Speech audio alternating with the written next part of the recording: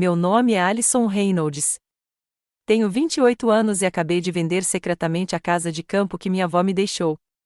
A casa que meus pais planejavam vender para comprar um apartamento para minha irmã mais nova, Brittany. A casa cheia de memórias de infância.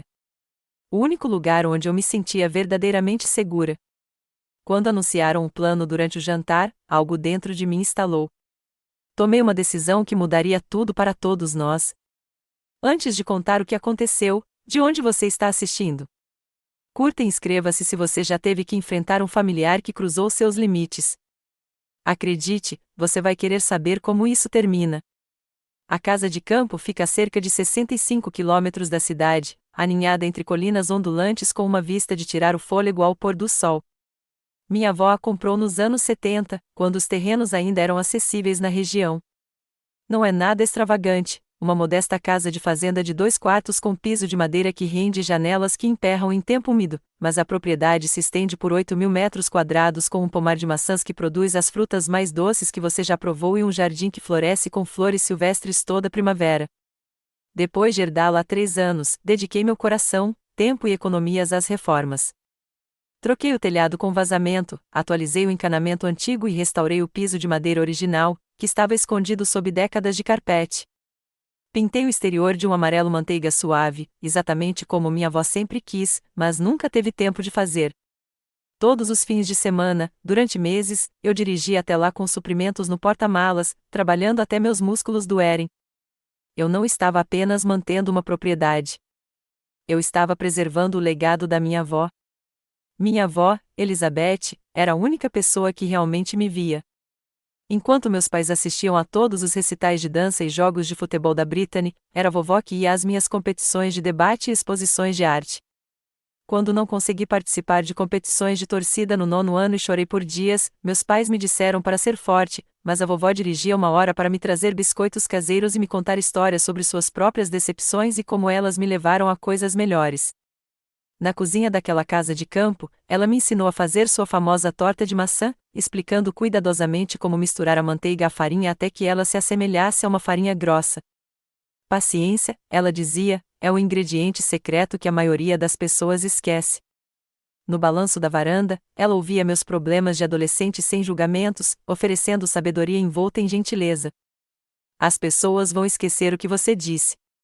As pessoas vão esquecer o que você fez. Mas as pessoas nunca vão esquecer como você as fez sentir, ela me lembrava, com a voz gentil, mas firme. Quando ela faleceu, após uma breve doença, fiquei arrasado. A leitura do testamento dela surpreendeu a todos, especialmente meus pais. A casa, juntamente com uma modesta conta poupança, foi deixada explicitamente para mim. A documentação legal era cristalina. A propriedade era só minha, não propriedade da família, como meus pais pareciam presumir. Eles mascararam sua decepção com comentários como: bem, claro.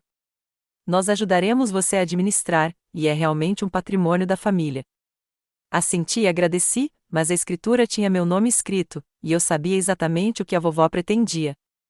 O favoritismo na nossa família não era sutil.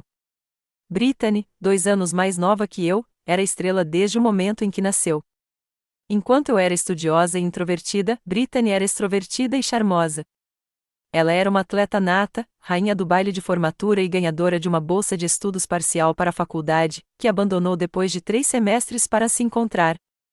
Minhas conquistas, me formar com honras, conseguir um emprego em uma empresa de marketing de prestígio, ser promovida, eram reconhecidas com acenos distraídos, enquanto as menores conquistas de Brittany eram comemoradas com festas e presentes. Sua irmã precisa de mais incentivo, minha mãe explicava quando eu questionava a disparidade. Você sempre foi tão independente. Independência não era uma escolha. Era uma necessidade em uma casa onde a atenção era um recurso limitado que raramente fluía para mim. Quando Brittany decidiu abrir um estúdio de fitness boutique aos 24 anos, sem nenhuma experiência empresarial, meus pais refinanciaram a casa deles para fornecer capital inicial. O negócio faliu em 8 meses. Quando ela quis se tornar uma influenciadora de viagens, eles financiaram viagens para Bali e Grécia para o Instagram dela. Isso durou cerca de 6 meses. Seu padrão era consistente: entusiasmo, investimento, abandono e, em seguida, partir para o próximo empreendimento emocionante. Durante todo esse tempo, o apoio dos meus pais nunca vacilou. Enquanto isso, eu me mantive na pós-graduação com empréstimos estudantis e um emprego de meio período. Quando precisei de um carro para me deslocar para meu primeiro emprego profissional, economizei para a entrada. Aprendi cedo que pedir ajuda resultaria em sermões sobre responsabilidade e orçamento, lições nunca direcionadas à minha irmã. Com o tempo, estabeleci limites com minha família. Limitei as visitas de férias a 2 dias, em vez de estadias de uma semana. Parei de compartilhar detalhes sobre meu salário ou economias depois que minha mãe sugeriu que eu ajudasse com a dívida do cartão de crédito da Brittany. Evitei perguntas sobre minha vida amorosa depois que meu pai fez comentários desdenhosos sobre Michael, meu namorado há 2 anos, por escolher uma carreira na educação em vez de algo mais ambicioso. Há cerca de 6 meses, comecei a notar comentários estranhos dos meus pais. Minha mãe ligou, fazendo perguntas detalhadas sobre a casa de campo, a metragem quadrada, o estado do telhado, se eu a tinha avaliado recentemente. Meu pai mencionou conhecer um ótimo corretor de imóveis especializado em imóveis com caráter. Na época, ignorei a conversa, mas, olhando para trás, eles estavam preparando o terreno. Então veio o telefonema que eu não deveria ter ouvido. Eu tinha chegado cedo para o jantar de domingo e entrei com a minha chave. Da cozinha, eu podia ouvir meu pai em seu escritório, falando enfaticamente. O mercado está aquecido agora, especialmente para imóveis com terreno. Podemos facilmente conseguir 300 mil, talvez mais, ele dizia. Sim, vamos falar com a Alison neste fim de semana. Ela vai entender que isso é o melhor para todos. A Brittany precisa dessa oportunidade, e aquela casa está parada lá a maior parte do tempo. De qualquer forma, fiquei paralisada, com as chaves ainda na mão, enquanto a realidade do plano deles me dominava.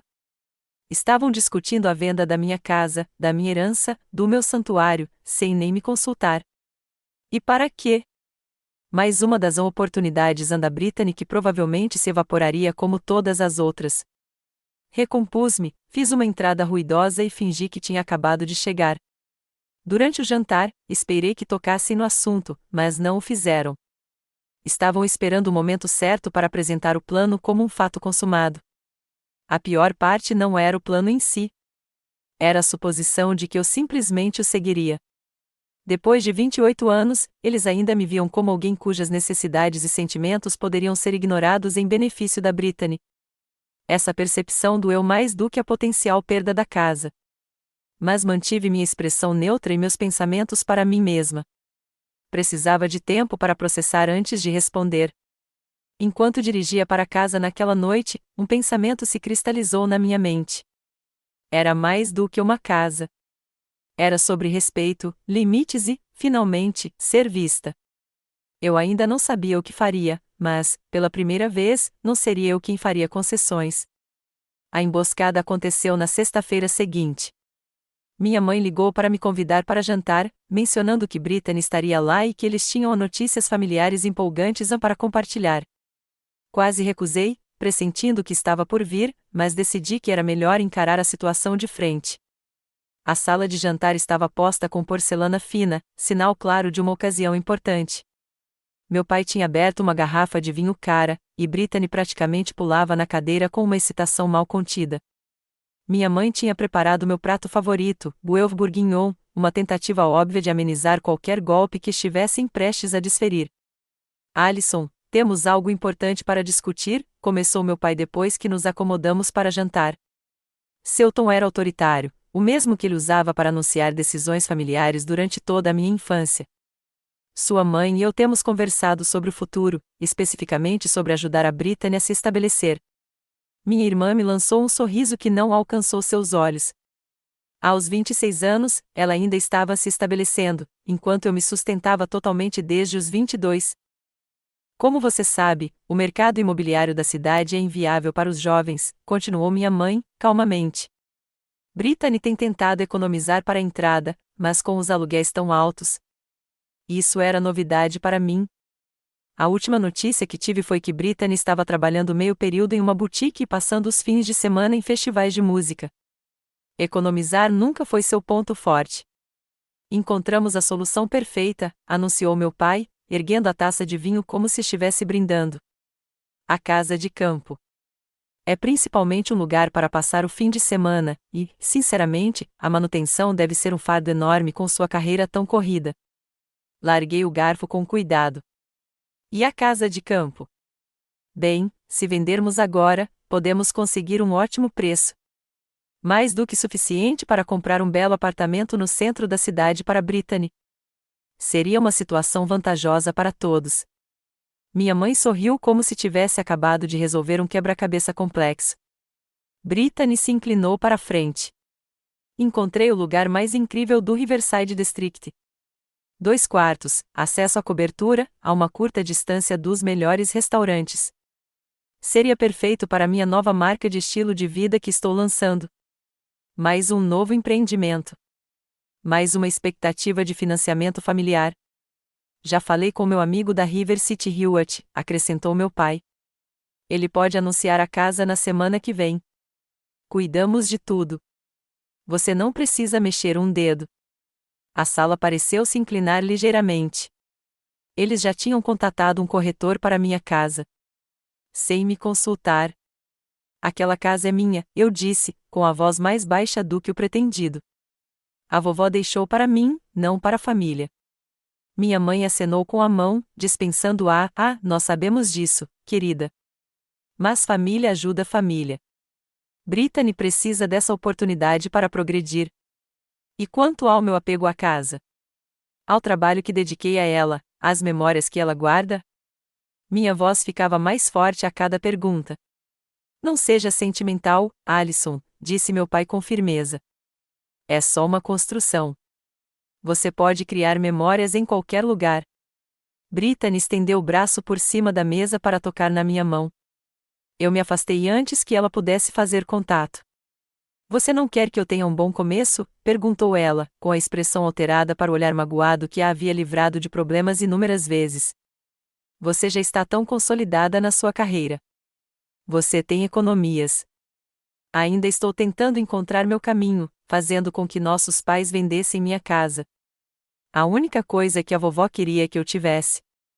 A injustiça de tudo aquilo estava começando a se instalar, trazendo consigo uma onda de raiva que eu raramente me permitia sentir em relação à minha família. Nós te criamos para ser generosa, disse minha mãe, com o tom mais áspero, para se importar com o bem-estar da sua irmã. E quanto ao meu bem-estar, retruquei. Alguém nesta mesa já pensou nisso? A expressão do meu pai endureceu. Nós te apoiamos a vida toda. E você? A pergunta escapou antes que eu pudesse contê-la. Porque, do meu ponto de vista, tenho vivido praticamente sozinha desde os 18 anos, enquanto você financiou um empreendimento fracassado atrás do outro para Brittany. Isso não é justo, protestou Brittany, com lágrimas nos olhos. Justo? Quer falar de justo? Eu estava de pé agora, embora não me lembrasse de ter me levantado. Foi justo quando vocês faltaram à minha formatura para ir à praia no fim de semana da Brittany? Foi justo quando o papai usou o dinheiro que vocês prometeram para o depósito de segurança do meu primeiro apartamento para resgatar a Brittany da dívida do cartão de crédito? É justo que nenhuma vez, nenhum de vocês tenha perguntado o que aquela casa significa para mim antes de decidir vendê-la? O rosto da minha mãe empalideceu. Você está sendo dramática. Só estamos tentando ajudar sua irmã, tomando algo que me pertence, algo que eu amo, algo em que investi. A casa é legalmente minha. Só eu tenho a palavra final sobre se ela será vendida, e minha resposta é não. A voz do meu pai se elevou para acompanhar a minha. Depois de tudo o que fizemos por você, o que exatamente você fez por mim que se compara ao que fez pela Brittany? Desafiei, anos de mágoa reprimida vindo à tona. Diga uma coisa. O silêncio que se seguiu foi ensurdecedor. Brittany o quebrou com um soluço. Eu sabia que você tinha ciúmes de mim, mas nunca pensei que fosse tão egoísta. A palavra egoísta foi a gota d'água. Quantas vezes estabelecer um limite ou expressar uma necessidade foi rotulado como egoísmo naquela família? Estou indo embora, anunciei, pegando minha bolsa. E para deixar bem claro, a casa não está à venda. Nem agora, nem nunca. Certamente não para financiar mais um dos novos começos da Brittany. Alison Grace Reynolds, não saia por aquela porta, gritou minha mãe enquanto eu me dirigia para a saída. Ainda não terminamos de discutir isso. Virei-me para trás uma última vez. Sim, terminamos. A casa é minha. A decisão é minha, e eu a tomei. A viagem até a casa de campo levou quase 1 hora, com lágrimas turvando minha visão durante boa parte do caminho. Quando cheguei à entrada de Cascalho, minha raiva havia dado lugar a uma profunda tristeza. Destranquei a porta da frente e caminhei por cômodos cheios de lembranças, a sala de estar onde minha avó e eu jogávamos jogos de tabuleiro durante as tempestades de verão, a cozinha onde ela me ensinou a assar, a varanda dos fundos onde nos sentávamos em um silêncio confortável observando os vagalumes emergindo ao anoitecer. No quarto dela, agora um quarto de hóspedes, abri o armário que ainda guardava alguns pertences dela dos quais eu não suportava me desfazer, seu cardigã, macio por anos de uso, uma caixa de bijuterias com a qual ela me deixava brincar quando criança, álbuns de fotos documentando décadas de história da família. A história real, não a versão revisada que meus pais preferiam, onde Brittany era o sol em torno do qual todos nós orbitávamos. Sentei-me na beira da cama, com a voz da minha avó vívida na minha memória. Defenda-se, Ellie. A gentileza importa, mas o respeito próprio também. Não deixe ninguém te convencer de que seus sentimentos não contam. Deitada na colcha que ela havia feito, tomei uma decisão. Minha família jamais respeitaria meus limites a menos que eu os impusesse. Eles continuariam a tomar e tomar até que não restasse nada que fosse verdadeiramente meu. Pela primeira vez, precisei me colocar em primeiro lugar. Não por despeito ou vingança, mas por autopreservação. Meu celular vibrou com mensagens dos meus pais e da Brittany, alternando entre exigências de que eu voltasse para terminar a conversa e mensagens carregadas de culpa sobre lealdade familiar. Desliguei o celular e observei a escuridão cair do lado de fora da janela, um plano lentamente tomando forma em minha mente. Na manhã seguinte, liguei para Jéssica, minha melhor amiga desde a faculdade e a pessoa que conhecia melhor do que ninguém a dinâmica da minha família. Eles fizeram o quê? Exclamou ela depois que expliquei a situação. Isso é mais do que um direito, Ellie. Isso é delírio. Eu sei, suspirei, andando de um lado para o outro na cozinha da casa de campo. Mas eles realmente acreditaram que eu simplesmente aceitaria. É isso que dói mais. Então, o que você vai fazer? Perguntou Jéssica. Porque você sabe que eles não vão desistir. Seu pai, principalmente, nunca aceitou um não como resposta. Não tenho certeza, admiti. Uma parte de mim quer simplesmente me manter firme e recusar. Mas outra parte. Outra parte o quê? Jéssica perguntou quando minha voz se perdeu. E se eu mesma vender? O pensamento se formou em algum momento durante minha noite sem dormir, antes que eles pudessem me pressionar mais ou tentar outra coisa. Houve uma pausa na linha. Isso é realmente brilhante. Assuma o controle da situação. Mas tem certeza de que quer vender? Eu sei o quanto aquele lugar significa para você. Era a pergunta certa. Eu queria vender a casa que guardava tantas memórias preciosas. Não. Mas eu também não suportava a ideia de que ela se tornasse uma fonte de conflito constante, dos meus pais aparecendo com corretores de imóveis, das expectativas arrogantes da Brittany. A casa merecia mais do que se tornar um campo de batalha. Acho que preciso, disse finalmente. Não por eles, mas por mim, nos meus termos. Então faça direito, aconselhou Jéssica. Converse com um advogado primeiro. Certifique-se de que seus pais não possam interferir. Na segunda-feira seguinte, tirei um dia para conversar com Diana Grove, advogada especializada em direito imobiliário e sucessório. Seu escritório era acolhedor e convidativo, assim como sua postura, mas seus olhos estavam atentos enquanto ela revisava os documentos que eu havia trazido. A situação é bastante simples do ponto de vista jurídico, ela me garantiu, ajeitando os óculos. A casa foi deixada diretamente para você, não para seus pais. A escritura está somente em seu nome. Você tem o direito absoluto de vender ou ficar com a propriedade como achar melhor. Meus pais parecem achar que têm alguma influência no assunto, expliquei. Não tem, afirmou ela com firmeza. Não legalmente.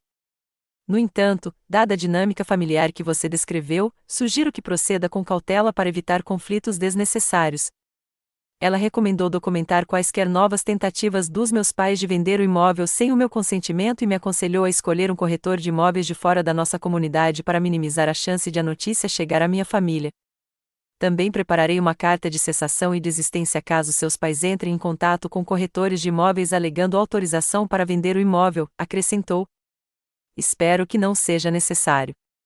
Munido da confirmação legal do que eu já sabia, comecei a pesquisar o mercado imobiliário. Para minha surpresa, os valores dos imóveis na região dispararam nos últimos meses devido ao fluxo de moradores da cidade em busca de refúgios no campo durante a pandemia. A estimativa do meu pai de 300 mil estava lamentavelmente desatualizada. Imóveis semelhantes estavam sendo vendidos por perto de 450 mil. Por recomendação de um colega, entrei em contato com Meredith Simons, corretora imobiliária de uma cidade a 32 quilômetros da casa. Depois de ver o imóvel, ela se mostrou entusiasmada com seu potencial. As reformas que vocês fizeram são exatamente o que os compradores deste mercado procuram, explicou ela enquanto caminhávamos pelos cômodos. Personalidade autêntica com conveniências modernas e 800 metros quadrados com árvores frutíferas estabelecidas. Nesta localização, poderíamos anunciar por 475 mil e ainda esperar várias ofertas. O valor me deixou tonto. Era substancialmente mais do que eu esperava, o suficiente para fazer uma diferença significativa no meu futuro financeiro. Meredith e eu desenvolvemos uma estratégia para uma venda discreta, sem placa no quintal, sem casas abertas, apenas visitas privadas com compradores pré-qualificados. O anúncio apareceria online, mas sem o endereço exato. Naquela noite, compartilhei meus planos com Michael durante um jantar em seu apartamento.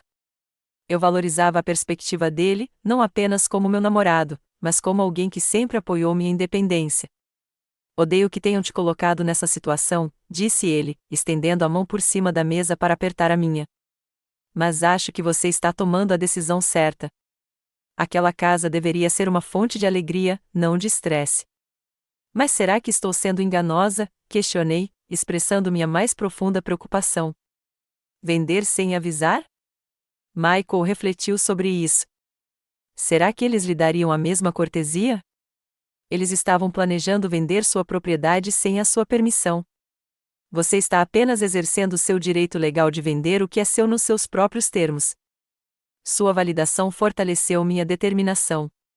No dia seguinte, abri uma nova conta bancária em um banco diferente daquele que minha família usava, garantindo que o dinheiro da venda fosse completamente separado de quaisquer contas que meus pais pudessem ter conhecimento.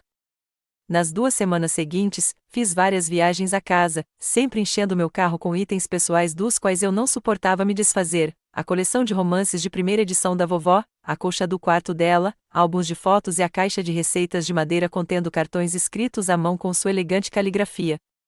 Encontrei os diários dela na última gaveta da escrivaninha do escritório, 5 volumes abrangendo os últimos 15 anos de sua vida. Eu não sabia que eles existiam, e a descoberta me pareceu um presente.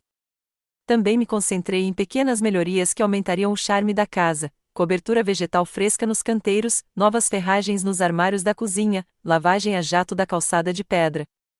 Cada tarefa era agridoce, melhorando a casa enquanto me preparava para deixá-la ir. A culpa surgiu em momentos inesperados. Enquanto arrumava flores no vaso favorito da vovó na ilha da cozinha, fui subitamente tomada pela dúvida. Estaria eu traindo a memória dela ao vender a casa que ela amava? Mas então me lembrei das suas palavras: as coisas são apenas coisas, Ellie. São as memórias que você carrega que importam. Ela havia me deixado a casa para me proporcionar segurança e felicidade, não para me tornar uma fonte de conflitos familiares. Enquanto isso, meus pais continuavam sua campanha. Minha mãe ligava todos os dias, alternando entre pedidos de desculpas pelo mal-entendido e novas tentativas de me convencer de que vender a casa era a escolha sensata. Meu pai enviava por e-mail links de apartamentos que ele achava que Brittany gostaria, como se minha objeção tivesse sido apenas sobre um imóvel específico que haviam escolhido para ela. Brittany enviava mensagens longas e emotivas sobre se sentir rejeitada e sem amor. Eu respondia o mínimo possível, ganhando tempo enquanto a venda prosseguia. Ao final da 3ª semana, Meredith já havia mostrado a casa a 7 potenciais compradores. 3 deles fizeram ofertas acima do preço pedido. O lance mais alto veio de um jovem casal com 2 filhos pequenos. O marido era marceneiro e se apaixonou pelo celeiro que poderia se tornar sua oficina, e a esposa, pediatra, imaginava que os filhos cresceriam com espaço para correr e árvores para subir. A oferta de $510.000 com um prazo de fechamento flexível parecia acertada. Eram pessoas que amariam a casa como ela merecia ser amada. Ao assinar os papéis de aceitação no escritório de Meredith, as emoções se chocavam dentro de mim: tristeza por ter que deixar ir, alívio por ter assumido o controle, ansiedade pelo inevitável confronto com minha família. Mas, por baixo de tudo isso, havia uma crescente sensação de empoderamento. Talvez pela primeira vez na minha vida, eu estava tomando uma decisão importante com base unicamente no que eu acreditava ser certo para mim. Parabéns, disse Meredith enquanto eu assinava o último documento. Você acaba de dar um grande passo em direção ao seu futuro. Consegui sorrir em meio às lágrimas e me despedi de um pedaço do meu passado. As engrenagens estavam girando. Em 45 dias, a casa de campo pertenceria a outra pessoa. Só faltava me preparar para a tempestade que se abateria quando minha família descobrisse o que eu havia feito. O processo de venda de uma casa envolve inúmeros detalhes, cada um deles uma oportunidade de descoberta para aqueles que não deveriam saber. Tornei-me vigilante para esconder meus rastros. Mandei toda a papelada para o meu endereço de trabalho ou para o apartamento da Jéssica. Agendei inspeções e avaliações residenciais para os momentos em que sabia que minha família estaria ocupada em outro lugar.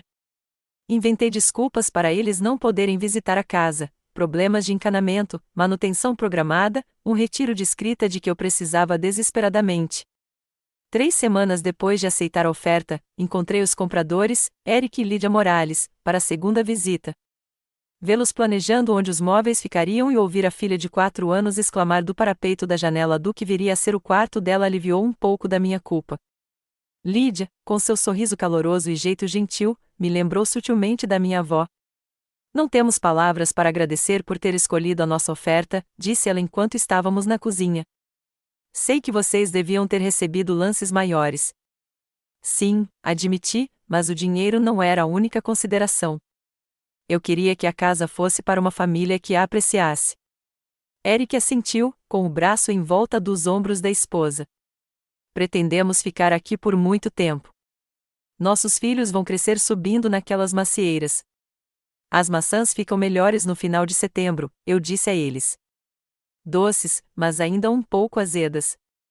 Perfeitas para tortas. Vocês vão ter que compartilhar a receita de vocês, disse Lídia. Eu adoraria. E eu estava falando sério. De alguma forma, passar adiante a receita de torta de maçã da minha avó era como manter uma conexão com a casa mesmo depois que ela não era mais minha. À medida que a data de fechamento se aproximava, comecei o delicado processo de mudança dos meus pertences restantes. Todo fim de semana, enchia meu carro de caixas, guardando-as temporariamente em um quarto extra no prédio da Jéssica. Eu era metódica, removendo itens que seriam notados se estivessem faltando, substituindo-os por substitutos semelhantes, mas menos significativos, das lojas Home Goods. As fotos com molduras prateadas foram substituídas por molduras idênticas com as mesmas fotos. O abajur antigo do quarto de hóspedes foi trocado por uma reprodução moderna. Eu estava criando a ilusão de que tudo permanecia inalterado enquanto sistematicamente extraía meu coração da casa. Houve momentos difíceis. Numa tarde de domingo, enquanto eu colocava as últimas louças da vovó no meu carro, uma vizinha acenou do outro lado da rua. Ela foi simpática com minha mãe, e eu prendi a respiração, torcendo para que ela não viesse bater um papo. Felizmente, ela estava passeando com o cachorro e apenas me cumprimentou casualmente antes de seguir seu caminho. Outro dia, atendi a uma ligação do meu pai enquanto estava no quarto principal vazio. Onde você está? Perguntou ele, com o barulho de fundo sugerindo que estava dirigindo. Pensamos em passar na casa e conversar pessoalmente. Meu coração disparou. Na verdade, estou na cidade hoje, menti, odiando a necessidade de mentira. Vou almoçar com os pais do Michael. Foi a primeira desculpa que me veio à cabeça, uma que o dissuadisse sem levantar suspeitas. Deixa para outra hora, então, disse ele, com a decepção evidente na voz. Sua mãe e eu queremos muito resolver isso, Alison. A culpa que se seguiu a essas interações foi pesada, mas não tanto quanto o ressentimento que senti por ter sido forçada a essa posição. Se tivessem respeitado meus limites desde o início, se tivessem me abordado com consideração em vez de suposição, eu poderia ter me aberto a discutir opções que poderiam ter ajudado Brittany, ao mesmo tempo, preservado minha conexão com a casa. Mas eles mostraram suas cartas e suas prioridades com muita clareza. 2 dias antes de fechar, fiz minha última visita à casa vazia. Os cômodos ecoavam com meus passos enquanto eu caminhava de um para o outro, me despedindo.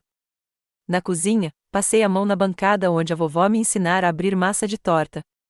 Na sala de estar, fiquei perto da lareira, onde assávamos marshmallows durante as quedas de energia. Na varanda dos fundos, sentei-me no lugar onde antes ficava sua cadeira de balanço, observando o pôr do sol pintar o céu em tons de rosa e dourado. Deixei uma carta para os novos donos na ilha da cozinha, compartilhando a história da casa e algumas de suas peculiaridades, a porta do armário do corredor que precisava de um leve movimento para fechar direito, o melhor lugar no jardim para plantar tomates, a maneira como a luz inundava a sala de jantar nas manhãs de inverno.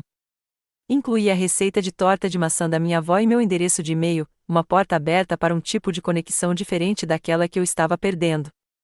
Na manhã seguinte, encontrei-me com Meredith e a família Morales no escritório da Title Company. Eric e Lydia trouxeram seus filhos, Maya, de 4 anos, e Daniel, de 6, vestidos com suas melhores roupas para a ocasião. Daniel me entregou solenemente um desenho da casa em giz de cera, com um arco-íris e as palavras "obrigada", escritas com cuidado na parte superior. Foi o tipo de gesto inocente que parte e cura o coração ao mesmo tempo. Cuidaremos bem dela, prometeu Lydia enquanto esperávamos pelos papéis finais. A assinatura em si foi decepcionante, uma enxurrada de assinaturas, iniciais e carimbos notariais. E então estava feito. As chaves trocaram de mãos. A casa que fora da minha avó, depois minha por um breve período, agora pertencia à família Morales. O dinheiro foi transferido para minha nova conta, uma quantia que representava tanto perda quanto possibilidade. Enquanto dirigia para longe pela última vez, senti uma mistura complexa de emoções, tristeza pelo que estava deixando para trás, alívio porque a fase secreta estava terminando, ansiedade sobre o confronto que viria e, abaixo de tudo, uma crescente sensação de paz com minha decisão. Naquela noite, sozinha em meu apartamento, abri o primeiro diário da minha avó. Na contracapa, ela havia escrito uma citação: "Às vezes, a coisa mais corajosa que você pode fazer é abrir mão do que você pensou que sua vida seria e abraçar o que ela está se tornando." Tracei as palavras com o dedo, extraindo força de sua sabedoria através do tempo e da distância. Amanhã, eu enfrentaria minha família. Esta noite, eu oraria minha avó confiando no meu próprio julgamento, assim como ela havia me ensinado. A revelação veio mais cedo do que eu havia planejado. Na manhã seguinte ao fechamento, recebi um telefonema desesperado da minha mãe. "Alison, tem uns estranhos na casa de campo. Dizem que a compraram."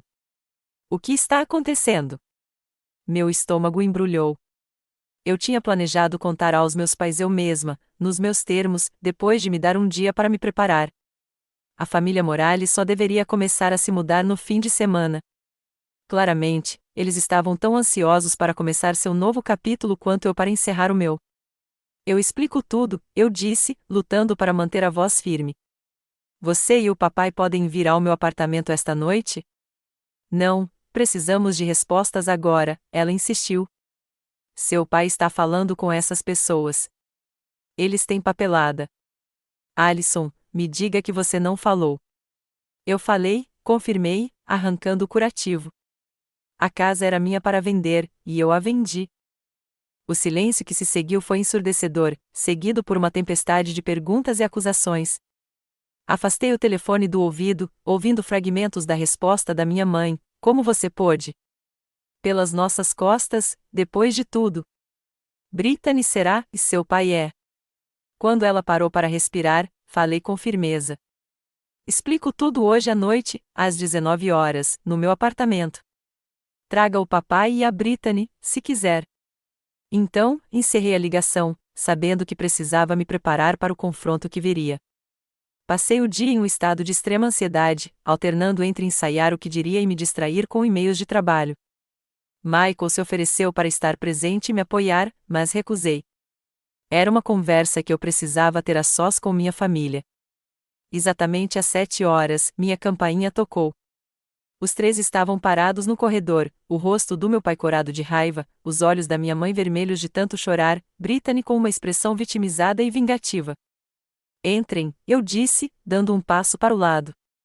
Eu havia preparado o espaço cuidadosamente, documentos espalhados sobre a mesa de centro, uma jarra de água e copos dispostos, assentos confortáveis dispostos para dar espaço a todos. Ninguém se sentou.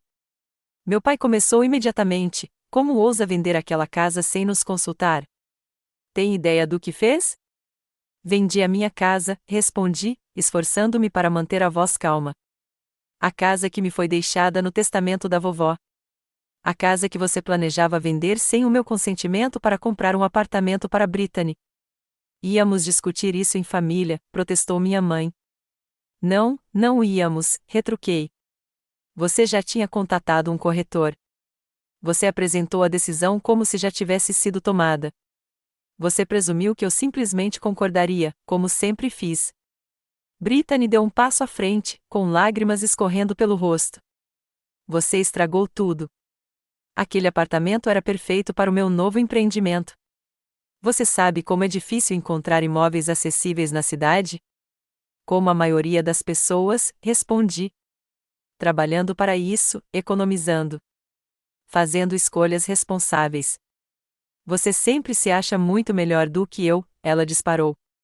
A senhorita perfeita com seu emprego perfeito e seu namorado perfeito.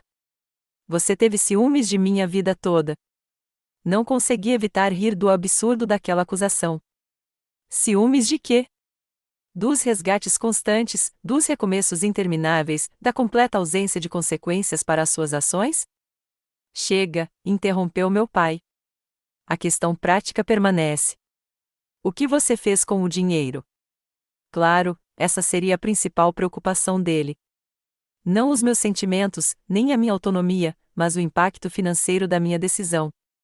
Isso não é da sua conta, eu disse com firmeza. É da nossa conta, insistiu ele. Esse dinheiro deveria ser destinado ao apartamento da Brittany. Era esse o objetivo da venda da casa. Não, respondi, com a voz mais firme. A casa era minha. A decisão foi minha, e o dinheiro é meu. Minha mãe afundou no sofá, parecendo finalmente entender a realidade da situação. Quanto você recebeu por isso? Hesitei, mas decidi que a transparência poderia ajudá-los a entender a magnitude do que tentaram tirar de mim. $510 mil.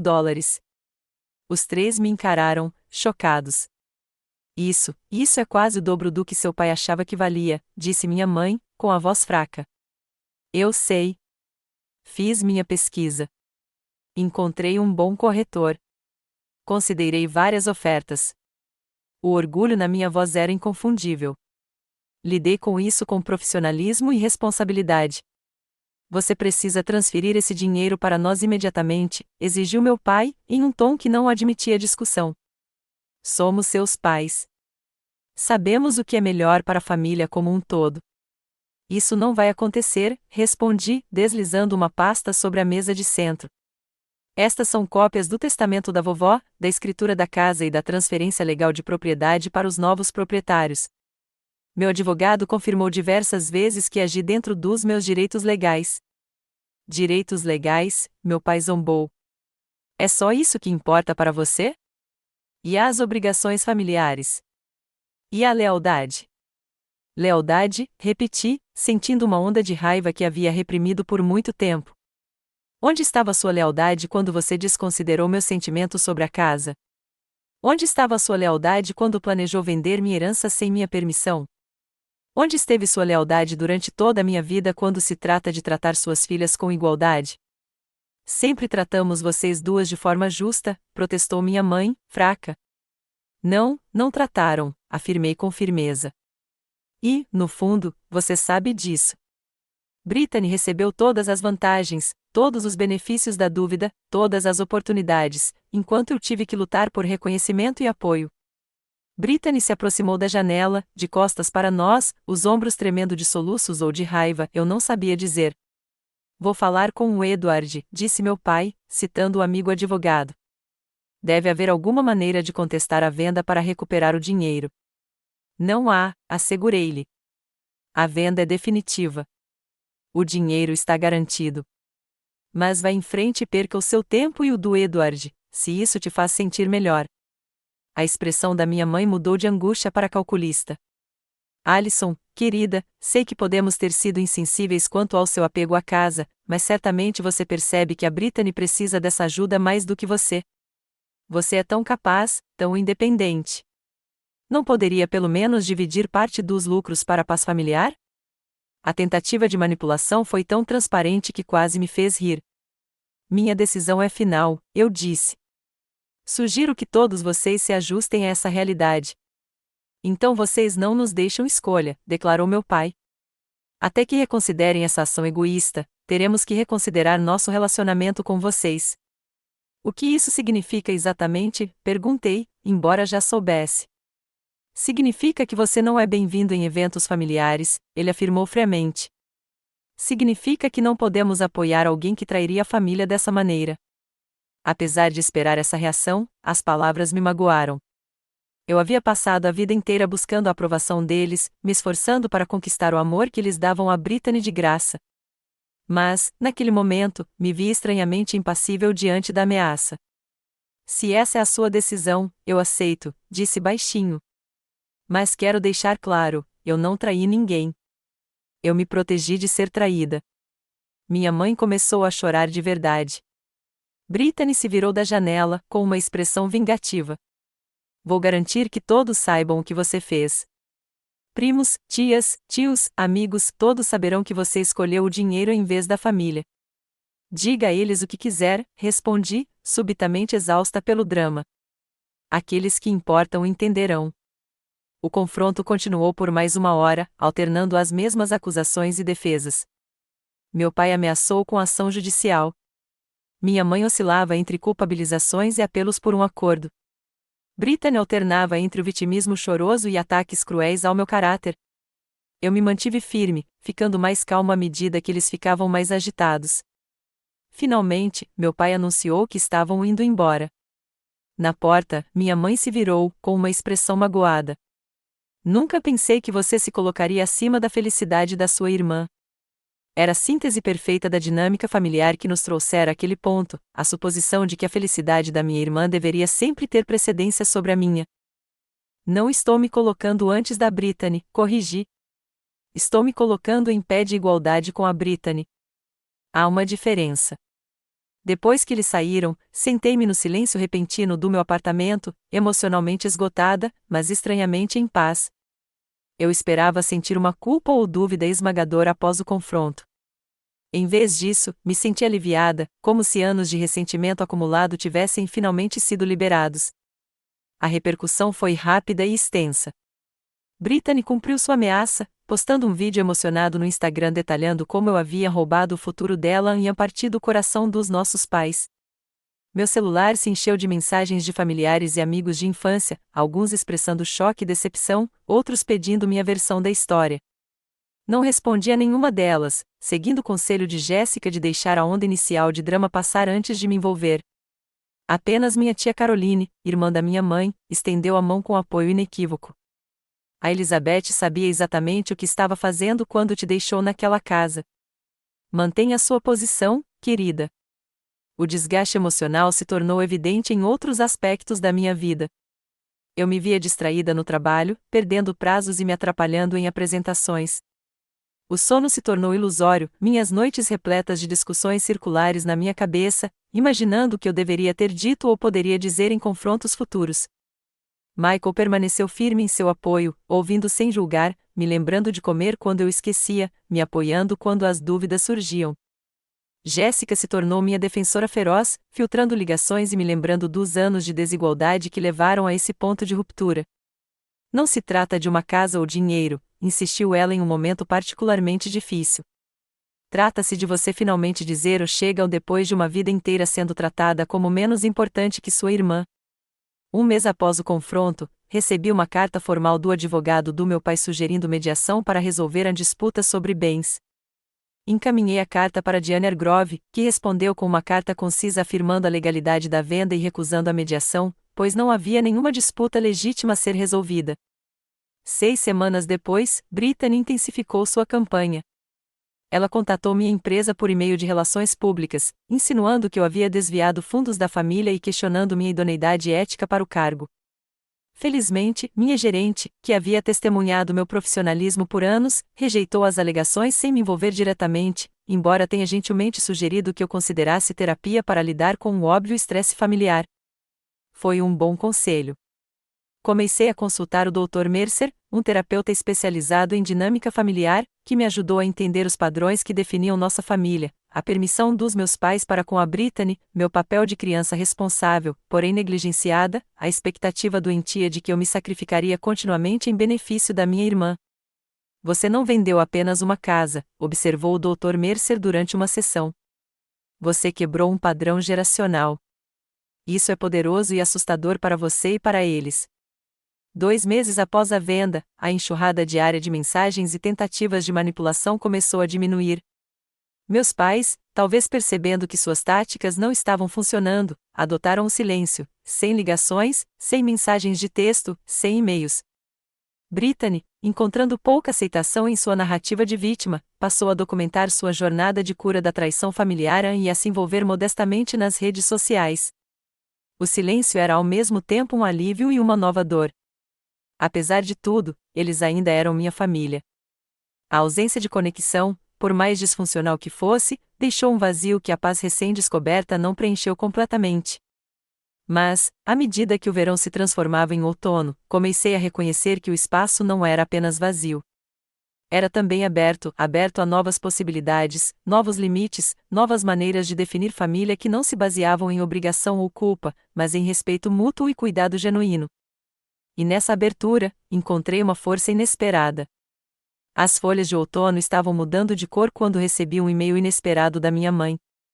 Fazia quase 3 meses desde o nosso confronto, 3 meses de um silêncio estranho, pontuado apenas por atualizações ocasionais de conexões em comum. Alison, escreveu ela, tenho pensado muito. Não vou fingir que entendo ou concordo totalmente com suas ações, mas sinto falta da minha filha. Podemos nos encontrar para um café? Só nós duas. Li a mensagem várias vezes, em busca das táticas habituais de manipulação, culpa, obrigação, exigências veladas. Não encontrando nenhuma, concordei cautelosamente em nos encontrar em um local neutro, um café a meio caminho entre nossas casas. Ela já estava lá quando cheguei, parecendo menor, mais vulnerável do que eu me lembrava. A mãe confiante sempre no controle da minha infância parecia diminuída, com novas linhas ao redor dos olhos e fios grisalhos aparecendo nas têmporas. Obrigada por vir, disse ela quando me sentei à sua frente. Eu não tinha certeza se você viria. Eu também não tinha certeza, admiti. Pedimos um latte para ela, um café preto para mim, e ficamos em um silêncio constrangedor até nossas bebidas chegarem. Como você tem passado? Ela finalmente perguntou. Sinceramente, tem sido difícil, eu disse, mas também esclarecedor. Ela sentiu, girando a xícara em pequenos círculos sobre a mesa. Seu pai ainda está muito bravo. Não estou surpresa. Brittany voltou a morar conosco. Ela diz que é temporário até encontrar a oportunidade certa. Havia um tom em sua voz que eu nunca tinha ouvido antes, um toque de cansaço, talvez até de frustração. E como você se sente em relação a isso? Perguntei.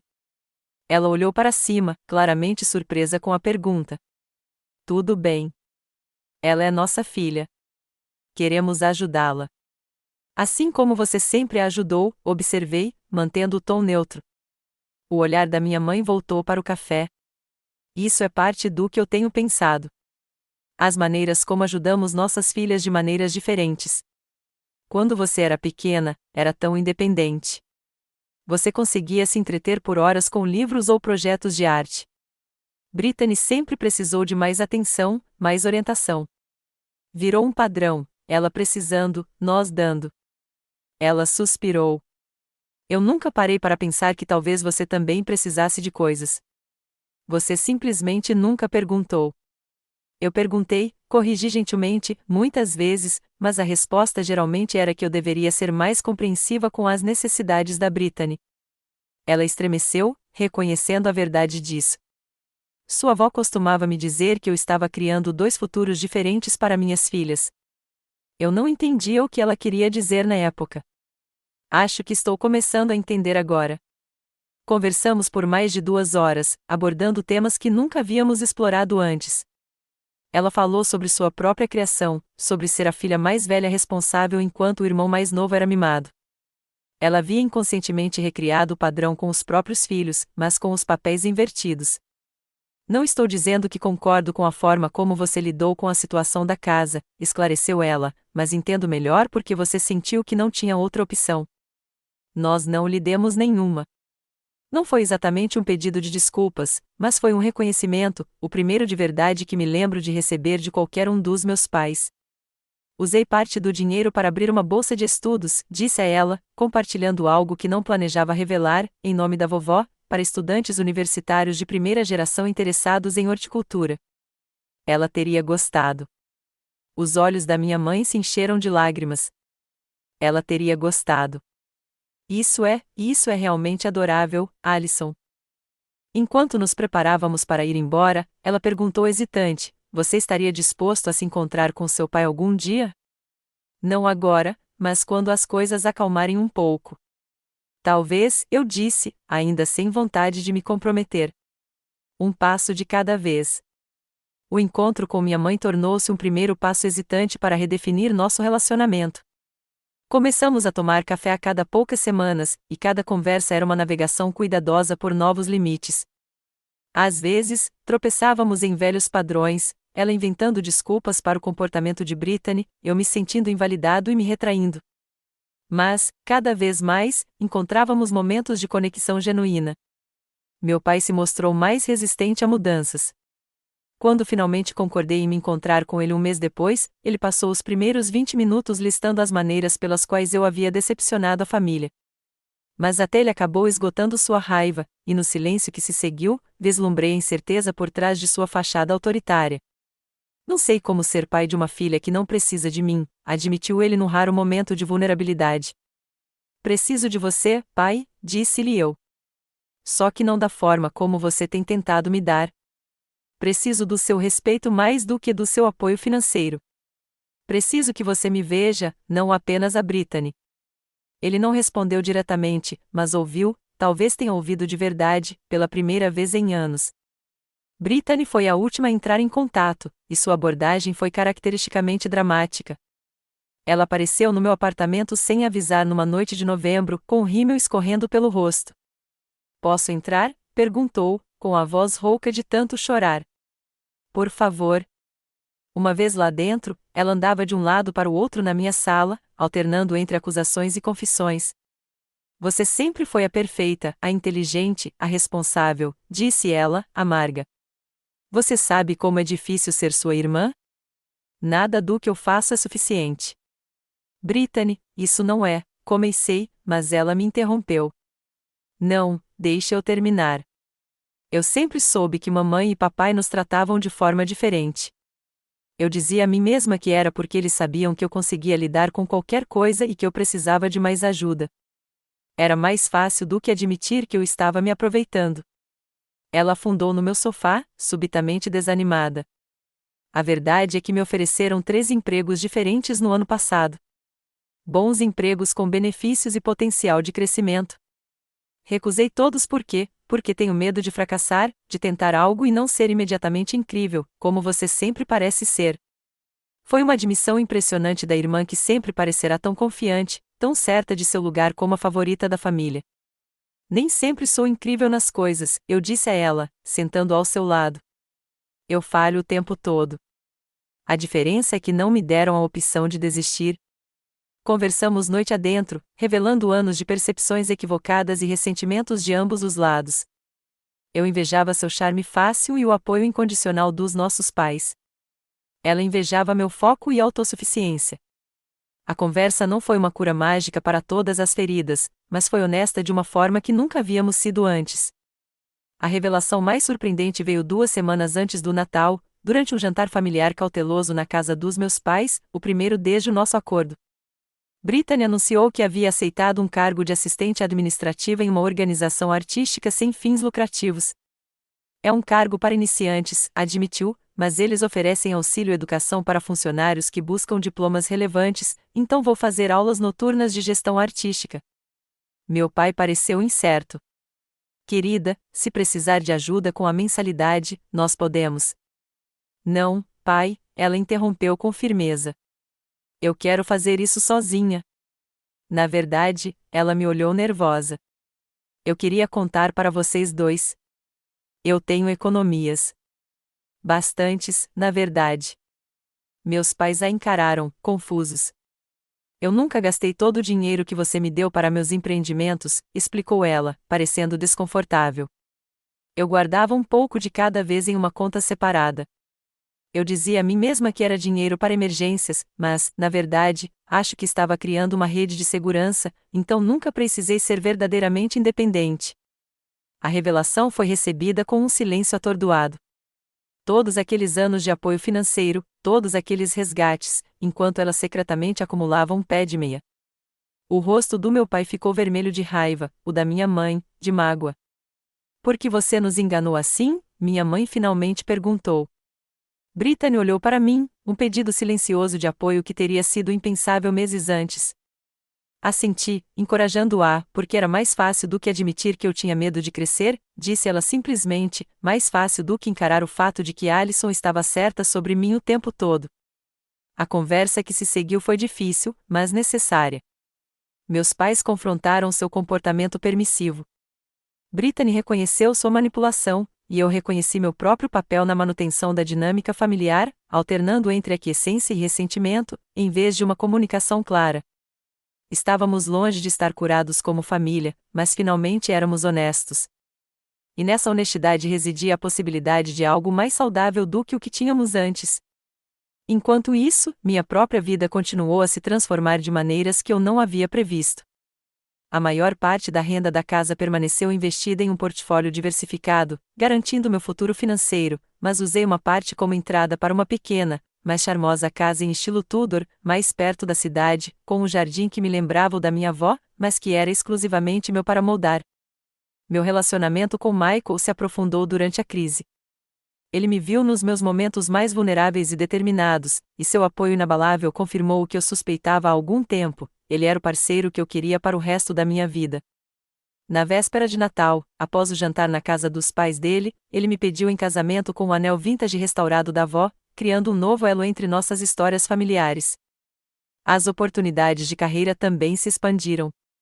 A confiança que adquiri ao defender minha posição com minha família se traduziu em maior assertividade no trabalho. Lancei com sucesso uma grande campanha para um cliente que tentávamos conquistar há anos, resultando em uma promoção a diretora sênior de marketing e uma equipe própria para gerenciar.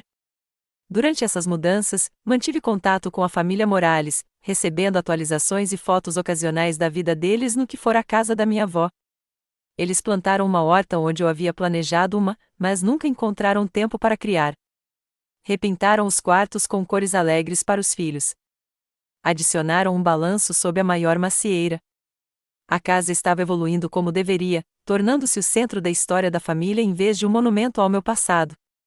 Num dia excepcionalmente quente no início da primavera, a convite de Lydia, visitei-os. Eric havia usado madeira de um carvalho caído na propriedade para criar um pequeno banco para a varanda da frente, com uma simples mensagem: o legado de Elizabeth. Era a maneira deles de honrar a história da casa e, ao mesmo tempo, torná-la sua. Encontramos algo que achamos que você poderia querer, disse Lydia, me levando até a cozinha. Ela abriu uma gaveta e tirou um marcador de página prateado e desbotado com um intrincado padrão floral. Estava atrás das estantes embutidas quando o Eric as estava reforçando. Reconheci imediatamente. Minha avó o usava em sua Bíblia desde que me lembro. Segurando-o, senti uma onda de gratidão, não apenas pelo objeto em si, mas pela mulher que me amou o suficiente para me dar raízes e asas, que confiou em mim para encontrar meu próprio caminho, mesmo quando ele divergia das expectativas da família. Obrigada, disse eu, fechando os dedos em volta do marcador. Isso significa mais do que você imagina. Ao me afastar, olhei pelo retrovisor para a casa amarela da fazenda, cada vez menor, à distância. Pela primeira vez, não senti arrependimento, nem sensação de perda, apenas apreço pelo que a casa me dera, tanto durante a vida da minha avó quanto após sua venda, os meios para criar limites, a coragem para impô-los e a liberdade para construir uma vida verdadeiramente minha. Faz pouco mais de um ano que vendi a casa da minha avó, um ano de profundas mudanças e crescimento inesperado. As reuniões familiares que antes me enchiam de pavor tornaram-se mais genuínas, ainda que ocasionalmente constrangedoras. Estamos aprendendo, lenta e imperfeitamente, a nos relacionarmos como adultos, em vez de permanecermos presos aos papéis da infância. Meu pai e eu estabelecemos um novo e cauteloso entendimento. Ele ainda tem dificuldades com a minha independência, ainda ocasionalmente adota o tom autoritário que presume que seu julgamento se sobrepõe ao meu. Mas ele está se esforçando, fazendo perguntas em vez de fazer declarações, reconhecendo minhas conquistas sem compará-las às da Brittany. No mês passado, ele me pediu conselhos sobre uma opção de investimento para a aposentadoria, um pequeno gesto que sinalizou uma mudança significativa na forma como ele me vê. Minha mãe foi quem mudou mais visivelmente. Nossos encontros para tomar café se tornaram uma rotina, evoluindo de uma navegação cuidadosa por mágoas do passado para um interesse genuíno pela vida um do outro. Ela confessou recentemente que começou a fazer terapia, inspirada em parte por ver as mudanças positivas na minha vida. Não quero repetir os erros da minha mãe, disse-me, nem os meus. A transformação de Brittany foi a mais dramática e a mais tênue. Ela concluiu seu primeiro semestre de aulas noturnas com um GPA de 3,8, mostrando-me orgulhosamente seu histórico escolar sem o conhecimento dos nossos pais, um momento particular de conexão que seria impensável em nossa dinâmica anterior. Ela permaneceu no emprego por 9 meses consecutivos, o maior tempo que já se comprometeu com um único cargo. Ainda há momentos de arrogância, ainda há tentativas ocasionais de voltar a velhos padrões, mas ela se pega na maioria das vezes. Estou tentando ser mais como você, admitiu durante um raro almoço só de irmãs. Não em tudo. Nunca serei tão organizada ou disciplinada. Mas em assumir a responsabilidade pelas minhas escolhas. Estou tentando ser um pouco mais como você também, confessei, surpreendendo a nós duas. Mais disposta a correr riscos, a não ter cada passo planejado. A verdade é que nós duas estamos descobrindo que internalizamos extremos prejudiciais em resposta ao tratamento diferenciado dos nossos pais. Minha autoconfiança excessiva foi uma reação tanto quanto a dependência dela. Encontrar um meio-termo mais saudável tem sido libertador para nós duas. Na semana passada, Brittany assinou um contrato de aluguel do seu próprio apartamento, modesto, mas charmoso e dentro do seu orçamento. Ela o mobiliou com achados de segunda mão e projetos a faça você mesmo, em vez das peças de luxo que antes considerava essenciais. Quando me mostrou o apartamento, ela se encheu de orgulho ao me mostrar uma mesa de centro que ela mesma havia reformado e cortinas que costurou com tecido encontrado em um brechó. Não está perfeito, disse ela, apontando para o varão da cortina ligeiramente torto. Mas é meu. Eu fiz isso. A expressão em seu rosto naquele momento, orgulho genuíno do próprio esforço, em vez da satisfação vazia de conseguir o que queria, me fez perceber que a perda da casa, em última análise, havia sido um presente para nós dois.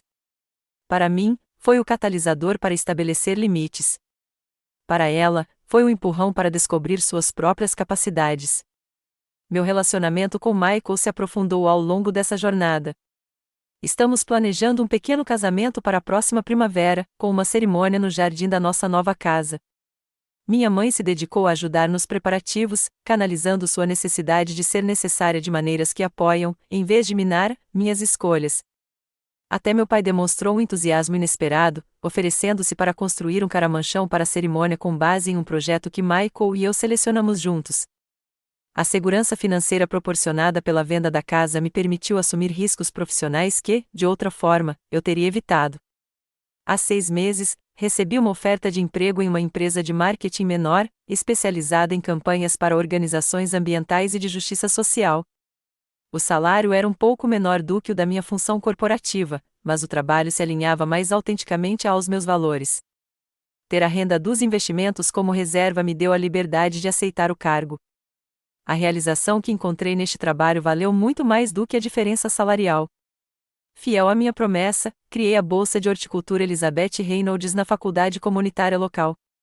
Nesta primavera, conheci a primeira beneficiária, uma jovem que se esforçava para pagar os estudos e sustentar os irmãos mais novos. Ao ver sua determinação e ouvir seus planos de criar espaços de hortas urbanas em comunidades carentes, senti a influência da minha avó se estendendo para além da sua vida e da minha, rumo a um futuro que ela jamais veria, mas que ajudou a tornar possível. A bolsa é financiada perpetuamente, garantindo que, independentemente do que aconteça na minha vida, esse aspecto do legado da minha avó continue. É reconfortante saber que, muito depois de eu partir, os alunos ainda se beneficiarão de sua visão e generosidade, assim como eu. Cerca de 3 meses após minha visita à família Morales, recebi um pequeno pacote deles. Dentro estava o marcador de página que haviam encontrado, agora profissionalmente limpo e restaurado, junto com um bilhete escrito à mão: encontramos os diários dela. Achamos que você deveria ficar com eles. Abaixo do bilhete, havia mais 5 volumes dos diários da minha avó, abrangendo os anos anteriores àqueles que eu já havia recuperado. Naquela noite, sentei-me na varanda da minha nova casa e abri o meu diário mais antigo. Numa entrada de 30 anos atrás, minha avó havia escrito sobre me ver quando criança, tentando determinadamente subir em uma cadeira grande demais para mim, recusando ajuda apesar das repetidas quedas. A Ellie tem tanta garra, escreveu ela. A Marta se preocupa por ser teimosa demais, mas vejo algo mais, uma determinação para encontrar o próprio caminho, para se sustentar sozinha. Essa qualidade lhe será útil algum dia, mesmo que às vezes torne seu caminho mais difícil. Minha esperança é que ela aprenda a equilibrar essa independência com a sabedoria de aceitar ajuda quando ela realmente lhe for útil, a distinguir entre apoio e interferência. Espero poder lhe ensinar isso antes de partir. Ao ler suas palavras, senti o círculo se fechar. A casa nunca fora a verdadeira herança. Era essa sabedoria, essa compreensão de mim mesma, essa permissão para traçar meu próprio caminho, permanecendo conectada àqueles que amo. No último fim de semana, plantei um pequeno pomar no quintal da minha nova casa, 6 macieiras da mesma variedade que crescia na casa da minha avó. Michael me ajudou a cavar os buracos e a preparar o solo. Enquanto trabalhávamos lado a lado sob o sol da primavera, pensei sobre ciclos e legados, sobre o que herdamos e o que criamos. As mudas pareciam impossivelmente pequenas e vulneráveis, nada parecidas com as árvores robustas das minhas memórias de infância. Levará anos até que deem frutos, anos ainda mais até que forneçam sombra significativa. Posso não vê-las atingir a maturidade plena durante a minha vida, mas, ao plantá-las, honrei tanto o passado quanto o futuro, o legado da minha avó e a vida que Michael e eu estamos construindo juntos. Naquela noite, enquanto estávamos sentados na varanda observando os vagalumes emergindo no crepúsculo, Michael perguntou o que eu estava pensando. Algo que minha avó costumava dizer, contei a ele.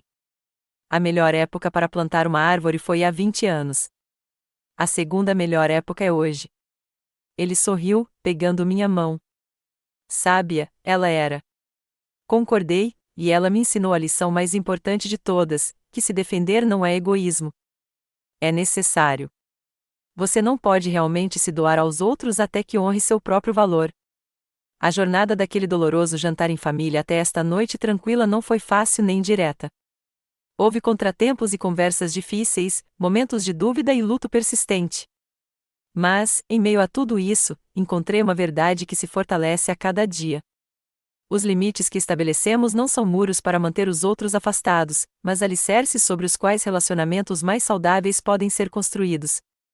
Ao honrar o presente da minha avó à minha maneira, em vez de me curvar às expectativas da minha família, não os perdi como temia.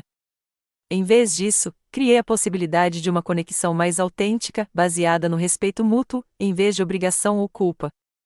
Ao vender a casa, ganhei algo muito mais valioso: a liberdade de definir a família nos meus próprios termos, de amar sem me perder. Você já teve que tomar uma decisão difícil que, no fim das contas, levou a uma mudança positiva em seus relacionamentos? Adoraria ouvir suas histórias nos comentários abaixo. Não se esqueça de curtir e se inscrever se isso ressoou com você e compartilhar com alguém que possa precisar de incentivo para estabelecer limites saudáveis em sua própria vida. Obrigada por se juntar a mim nesta jornada. E lembre-se, às vezes, a coisa mais corajosa que você pode fazer é confiar no seu próprio julgamento, mesmo quando as pessoas mais próximas discordam. Até a próxima, cuidem de si mesmos e uns dos outros.